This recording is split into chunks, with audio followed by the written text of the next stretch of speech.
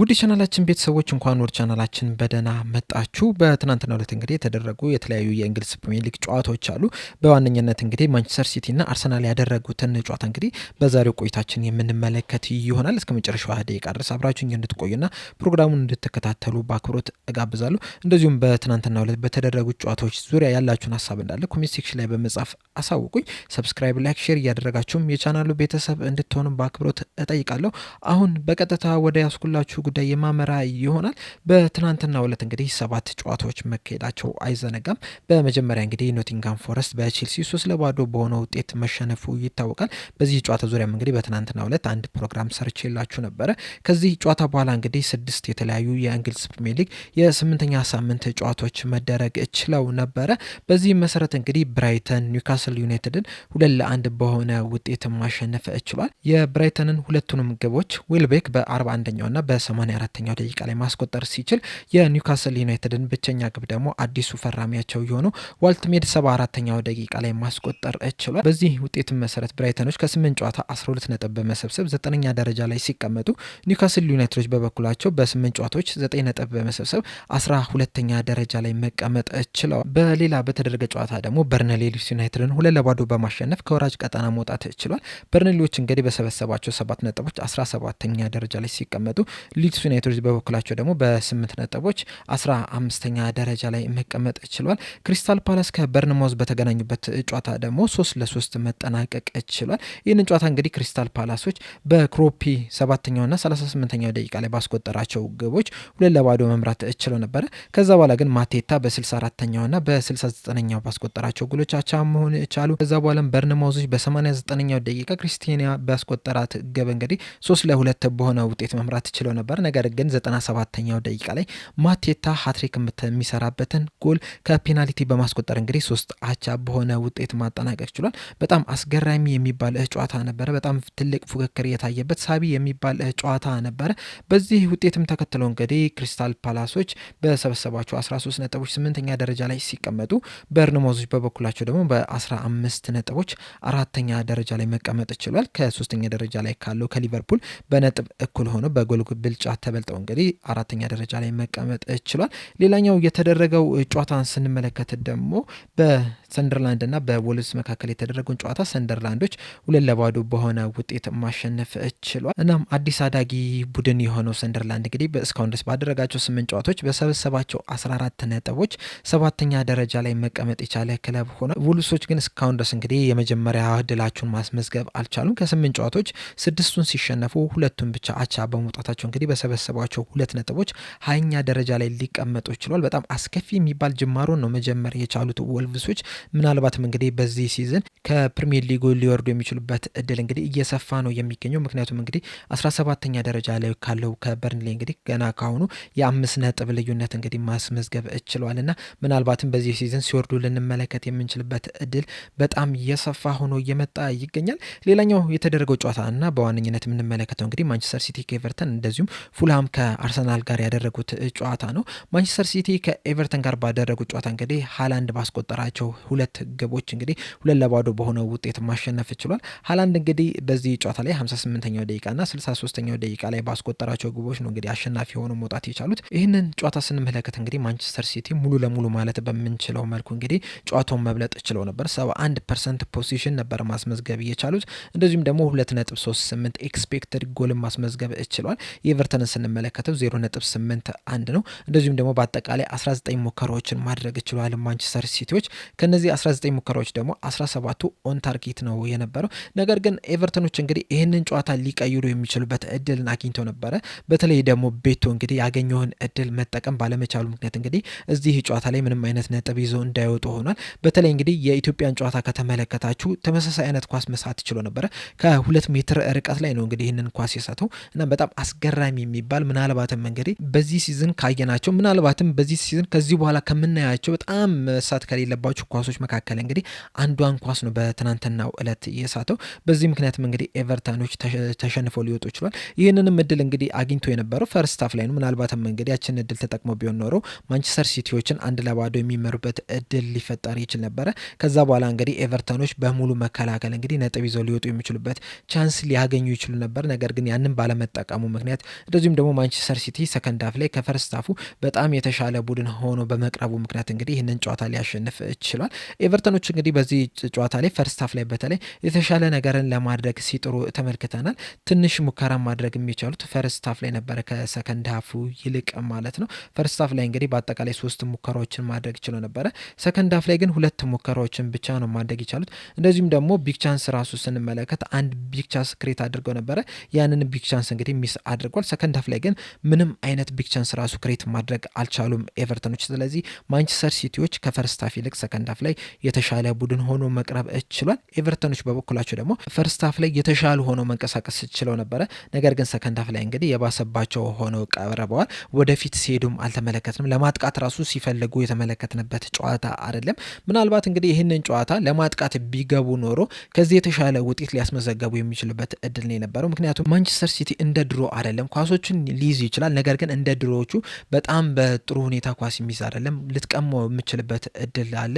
እንደዚሁም ደግሞ ማለት ነው ተከላካዩም በጣም የሳሳ ተከላካይ ነው ያለው። በቀላሉ መታለፍ የሚችል የምታጠቃው ከሆነ እንግዲህ ጎል ሊቆጠርበት የሚችል ተከላካይ ነው ያለውና ያንን ደፍረው አለማድረጋቸው እንግዲህ ኤቨርተኖችን ዋጋ ያስከፈላቸው ይመስለኛል። በእርግጥ ኤቨርተን እንግዲህ ከድሮ ጀምሮ በጣም በጥብቅ መከላከል ነው የሚታወቀው። በተለይ ደግሞ ከማንቸስተር ሲቲ ጋር በሚያደርገው ጨዋታ ላይ ለመከላከል ነው የሚገባው። በተለይ ደግሞ ዴቪድ ሞይስ እንግዲህ ያለፉት 8 ጨዋታዎች አካባቢ እንግዲህ ምንም ጨዋታ ማሸነፍ አልቻሉም። ማንቸስተር ሲቲዎች ባደረጓቸው ጨዋታዎች እንዳለ እንግዲህ እየተሸነፉ ነው የሚገኙት።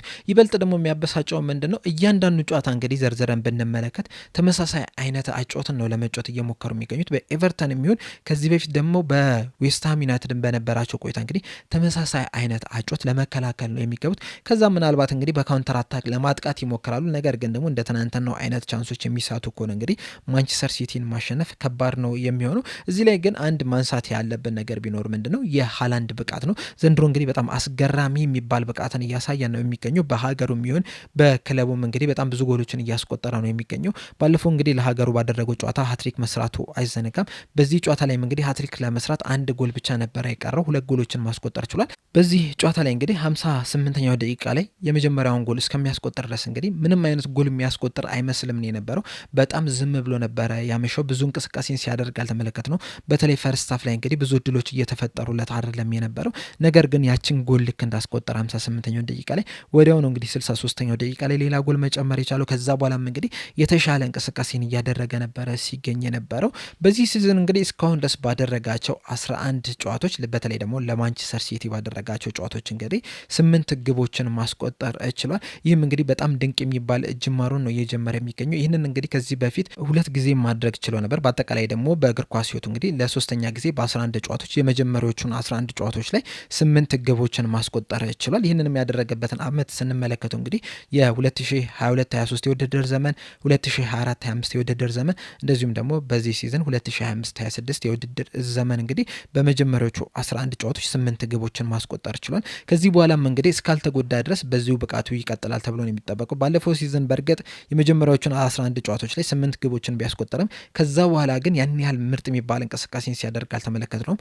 እንደ ቲምም ማንቸስተር ሲቲም ወርዶ የተመለከትንበትም ጊዜ ነው የነበረውና ብዙ ጎሎችን የሚያገኝበት የሚያገባበት አጋጣሚዎችን ማግኘት አልቻለም ነበረ። በዛው ላይም ደግሞ ጉዳትም ሲያስቸግረው ነበርና ከዚህ በኋላም እንግዲህ ጉዳትም የሚያስቸግረው ከሆነ ምናልባትም በጣም ብዙ ጎሎችን ሲያስቆጠር ሪከርድም ሲሰብር ልንመለከት እንችላለን ብዬ አስባለሁ። ሌላኛው በትናንትናው ዕለት የተደረገው ጨዋታና ተጠባቂ ጨዋታ የነበረው እንግዲህ ፉልሃም ከአርሰናል ጋር ያደረጉት ጨዋታ ነው የነበረው። በዚህ ጨዋታ ላይ እንግዲህ አርሰናሎች ሙሉ ለሙሉ ተቆጣጥሮት ነበረ ሙሉ 90 ደቂቃውን የምንመለከት ከሆነ። ነገር ግን በዚህ ጨዋታ ላይ እንግዲህ ሲጀምሩ ትንሽ ተቸግረው ነበር። በተለይ ደግሞ የመጀመሪያዎቹን 20-30 ደቂቃዎች እንግዲህ ፉልሃሞች የተሻሉ ቡድን ሆነው ነበረ የተመለከት ነው። ብዙም ወደፊት ሲሄዱ ተመልክተናል። በተለይ ደግሞ ዊልሰን እንግዲህ የተሻለ ሲንቀሳቀስ ነበረ። ነገር ግን ሙከሮቻቸው እንዳለ እንግዲህ ኦን ታርጌት መሆን አልቻለም። ፉልሃም እንግዲህ በዚህ ጨዋታ ላይ 9 ሙከራዎችን ማድረግ ችሎ ነበረ። ምንም አይነት ግን ኦን ታርጌት ማድረግ አልቻለም። አርሰናል በበኩሉ 16 ሙከራዎችን ሲያደርግ 5ቱ ኦን ታርጌት ነው የነበሩትና አርሰናል እንግዲህ የተሻለ አፈጻጸምን ሲያስመለከተን የነበረው ፉልሃሞች እንግዲህ በዚህ ደረጃ ወርደው የተመለከትንበት ሁኔታ ነው የተፈጠረው እንጂ ምናልባትም በመጀመሪያዎቹ 10-15-20 ደቂቃዎች እንግዲህ የተሻለ ነገር ቢያደርጉ ኖሮ ፉልሃም በዚህ ጨዋታ ላይ ነጥብ ይዞ መውጣት ይችል ነበረ። ነገር ግን አርሰናል እንግዲህ ዘግየት ብሎ ወደ ጨዋታው ቢገባም ወደ መጨረሻ አካባቢ እንግዲህ የተሻለ ቡድን ሆኖ መቅረብ ችሏል። የተሻለ ኳሱን ሲይዝ ነበረ፣ የተሻለ ወደፊት ሲሄድ ነበረ፣ የተሻለ ለማጥቃትም ጥረት ሲያደርግ ነበረ። በእርግጥ በዚህ ጨዋታ ላይ እንግዲህ አሁን ለምሳሌ ኤዜ ጥሩ ሲንቀሳቀስ አልተመለከትነውም። ለዛ ነው እንግዲህ አርሰናል ቶሎ ይህንን ተጫዋች ሊቀይሩት እየቻሉት። ይህ ተጫዋች እንግዲህ በዚህ ጨዋታ ላይ የተጫወተውን ደቂቃ ስንመለከተው ራሱ 62 ደቂቃዎችን ብቻ ነው እና በቆየባቸው ደቂቃዎች ራሱ ያን ያህል አመርቂ የሚባል እንቅስቃሴ ሲያደርግ አልተመለከትነውም። ትንሽ ተዳክሞ የተመለከትነው ተጫዋች ነው በዚህ ጨዋታ ላይ። ነገር ግን ሌሎች ግን ኳሱን በመያዝ ደረጃ የተሻሉ ነበሩ። ፈርስት ሃፍ ላይ ብዙ የማጥቃት ሂደት ባንመለከትባቸውም ሰከንድ ሃፍ ላይ ግን የተሻለ ቡድን ሆኖ መቅረብ ችሏል። በዚህ ጨዋታ ላይ እንግዲህ አርሰናሎች አሁንም ያሸነፉበትን መንገድ ስንመለከተው እንግዲህ ከቆመ ኳስ በተገኘ እድል ነው እንግዲህ ይህንን ጨዋታ አሸንፈው መውጣት የቻሉትን አርሰናሎች እንግዲህ በተለይ አምናና ካቻምና እንደዚሁም ዘንድሮ እንግዲህ በእነዚህ በቆሙ ኳሶች የሚያገኟቸውን አጋጣሚዎች በአግባቡ እየተጠቀመ ያለ ቡድን ነው። በጣም ብዙ ጎሎችን እያስቆጠረ ያለ ቡድን ነው። ምናልባትም እንግዲህ ዘንድሮ አርሰናል ዋንጫ የሚያነሳ ከሆነ ይህ የቆመ ኳስ አጠቃቀም ወሳኝ ሚና ይጫወታል ብዬ አስባለሁ። ምክንያቱም እንግዲህ ከዚህ በኋላ አርሰናል ጨዋታዎችን ባሸነፈ ቁጥር ተጋጣሚ ቡድኖች ደግሞ ሎ ብሎክ እየሆኑ መሄዳቸው አይቀርም። ጥቅጥቅ ብለው በሚከላከሉበት ሰዓት ደግሞ እንደዚህ አይነት የቆሙ ኳሶች አጠቃቀምህ ጥሩ ከሆነ ጨዋታዎችን አሸንፈ መውጣት ትችላለህ ማለት ነው። ትናንትና እንግዲህ አርሰናል ጎል ለማስቆጠር ተቸግሮ ነበር። ምንም እንኳን ኦን ታርጌት ሙከራዎችን ቢያደርግ ራሱ ያን ያህል ግን ያለቀለት ኳስ ነበረ ሲሞክሩ የነበሩት ብለን ማውራት አንችልም። አሁን ለምሳሌ እንግዲህ ቢግ ቻንሶቹን በዚህ ጨዋታ ላይ ክሬት ያደረጉትን ስንመለከት ራሱ በአጠቃላይ እንግዲህ 3 ቢግ ቻንሶችን ብቻ ነበር ክሬት ማድረግ የቻሉት። ሁለቱን ደግሞ ስተዋል፣ አንዱን ማስቆጠር ችሏልና ይህንን ስንመለከት ብዙ ቢግ ቻንሶችን ክሬት ማድረግ አልቻሉም። ስለዚህ ብዙ ቢግ ቻንስ ክሬት ባታደርግ ራሱ የቆመ ኳስ አጠቃቀምህ ጥሩ ከሆነ ጨዋታዎችን አሸንፈ መውጣት ትችላለህ። ነገር ግን ይህ ነገር እስከ መቼ ያዛልቃቸዋል የሚለው ነገር እንግዲህ ትልቅ ጥያቄ ነው። ምክንያቱም እንግዲህ አንዳንድ ቡድኖች ከዚህ በኋላ የቆመ ኳስ ላይ አጠቃቀም ላይ እንግዲህ በጣም ትኩረት ሰጥተው ሊሰሩበት ይችላሉ። በተለይ ደግሞ ከአርሰናል ጋር በሚገናኙበት ሰዓት ሙሉ ትኩረታቸውን በቆመ ኳስ ላይ አድርገው ሊገቡ ይችላሉና የዛኔስ አርሰናል ምን ያደርጋል የሚለው ነገር እንግዲህ አብረን የምንመለከተውን አጓጊ ነገር ይመስለኛል። እዚህ ላይ ግን ማንሳት ያለብን ነገር ቢኖር ምንድን ነው የአጥቂውን ነገር ነው። በተለይ ጊዮኬሬስ እንግዲህ እስካሁን ድረስ በአርሰናል 11 ጨዋታዎችን አድርጎ 3 ጎሎችን ብቻ ነው ማስቆጠር የቻለው።